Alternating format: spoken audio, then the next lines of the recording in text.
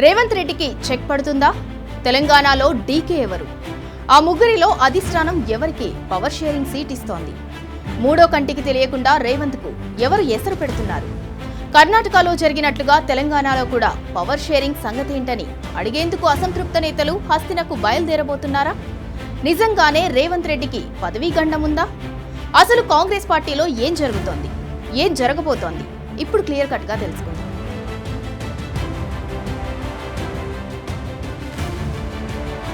ముందుగా మనం కాంగ్రెస్ పార్టీ గురించి ఒక్క విషయం చెప్పుకుందాం.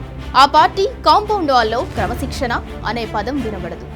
దీనిని కవర్ చేసుకునేందుకు వారంతా మాకు ఫుల్ ఫ్రీడమ్ ఉందని చంకలు గుద్దుకుంటారు. ఇప్పుడు అసలు విషయంలోకి వెళ్తే కర్ణాటకలో కాంగ్రెస్ అధిష్టానం తీసుకున్న నిర్ణయం ఇప్పుడు తెలంగాణను షేక్ చేస్తోంది.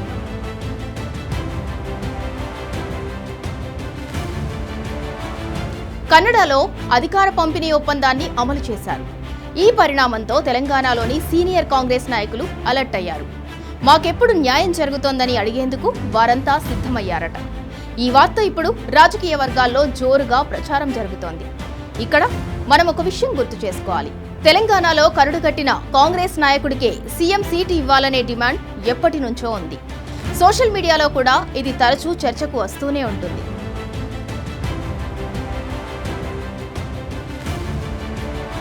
అధికార పంపిణీ ఒప్పందం కర్ణాటకలో అమలవుతోంది. కానీ ఈ ఫార్ములా తెలంగాణలో వర్తిస్తుందా? ఇదే ఇప్పుడు $1 మిలియన్ ప్రశ్న. రేవంత్ రెడ్డి సీఎంగా బాధ్యతలు చేపట్టి 2.5 ఏళ్లు కావస్తోంది. అయితే ఇచ్చిన హామీలు పూర్తిగా అమలు కాలేదని ప్రజల్లో అసంతృప్తి ఉందనే ప్రచారం జరుగుతోంది. అందులోనూ కాంగ్రెస్ క్యాడర్ కూడా గ్రామాల్లో ప్రజల ముందుకు వెళ్లలేకపోతోందని కొందరు భావిస్తున్నారు. ఇలాంటి సమయంలో నాయకత్వ మార్పు చేస్తేనే పార్టీకి మేలు జరుగుతోందని కొందరు సీనియర్లు అధిష్టానం వద్ద లాబియింగ్ మొదలుపెట్టారట.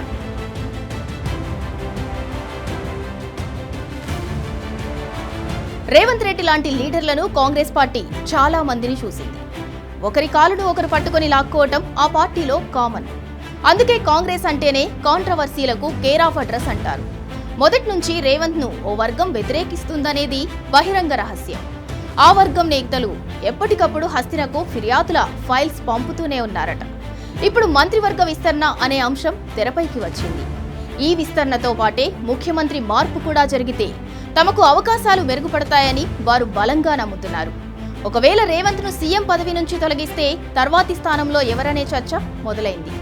కోమటిరెడ్డి వెంకటరెడ్డి, బట్టి విక్రమార్క, శ్రీధర్ బాబు పేర్లు వినిపిస్తున్నాయి.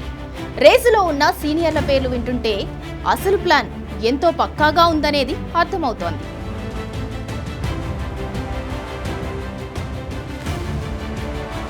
అయితే ఇక్కడ ఒక ముఖ్యమైన విషయాన్ని గమనించాలి.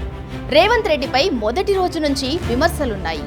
సీఎం మార్పు జరుగుతోందని కథనాలు వస్తున్నాయి.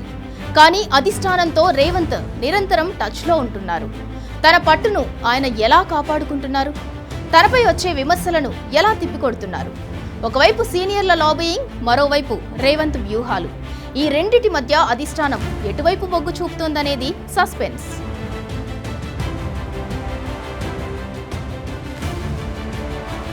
చివరిగా ఒక విషయం అర్థం చేసుకోవాలి. తెలంగాణ సీఎంగా రేవంత్ ను తొలగించటం అంత సులభమా అని. ఎందుకంటే ఢిల్లీకి ఏం కావాలో రేవంత్ కి బాగానే తెలుసు.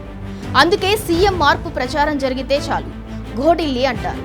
అలాగే అధిష్టానంతో ఆయనకున్న సాన్నిహిత్యం దృష్ట్యా అగ్రనేతలు ఆయనపై వేటు వేసే అవకాశం 50-50 అని రాజకీయ విశ్లేషకులు చెబుతుంటారు.